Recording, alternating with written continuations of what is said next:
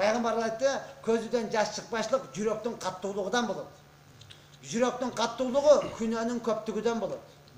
Күнөөнүн көптүгү өлүмдү унуткандыктан болот. Өлүмдү унутуу дүйнөнү жакшы көргөндүктөн болот.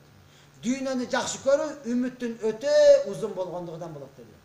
Үмүт, сен тилден месте алсам, үйдү салсам, машина алсам, ат алсам, аны кылсам, үмүт.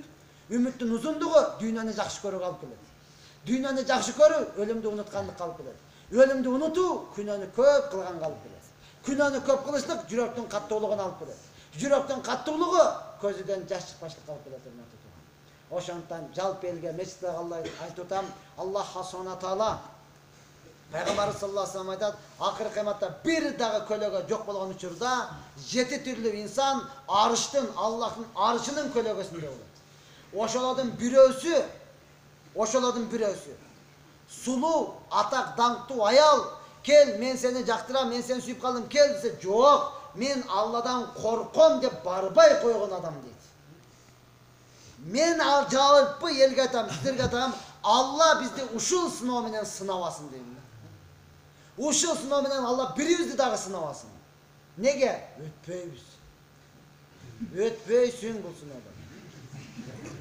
О, сулуу, атак, даңктуу, оякта турсаң, телефондон эле тааныш болбой келесиңиз урган бойдон кетип атпайсыңбы? Срочный иш чыгып калды деп. Анан кантип өтөсүң бул сыноодон?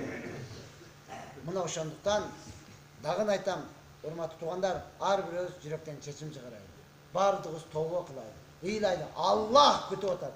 Пайгамбар Аллах Таала хадиси кудусда айтат. Ким эмне кылса, күндүзү күнөө кылса, кечинде кечирим колумду сунам дейт. Кана менден тобо кылып кечирим сурайтаган барбы, мен кечирейин. Түндө күнөө кылганды күндүзү кечирим колумду сунайын. Түн менен күнөө кылды, кечирим, күндүзү мен кечирим сурайбы дейт. Аллах Таала бардыгыбызды күтүп атат, урматтуу туугандар.